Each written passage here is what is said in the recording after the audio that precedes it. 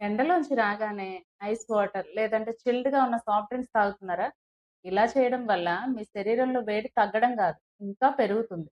ఆయుర్వేదం ప్రకారం వేసవిలో మన జీర్ణక్రియ సహజంగానే బలహీనంగా ఉంటుంది.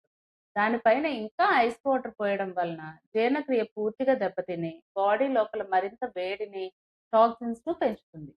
ఈ సమస్య నుంచి బయటపడడానికి ఒక మంచి టిప్ చెప్పమంటారా? అదే ధాన్యక హిమపాండం. రాత్రిపూట ఒక గ్లాస్ నీటిలో ఒక చెంచా ధనియాలను నానబెట్టండి. ఉదయాన్నే దాన్ని వడగట్టి కొద్దిగా కలకండ వేసి తాగండి. మీ బాడీలో హీట్ చాలా వరకు తగ్గుతుంది. అలాగే ఈ సీజన్‌లో పుల్లటి మజ్జిగకు బదులు తియ్యటి మజ్జిగను తాగండి. ఇంకా మీ వంటల్లో కొద్దిగా ఆవు నెయ్యిని చేర్చండి.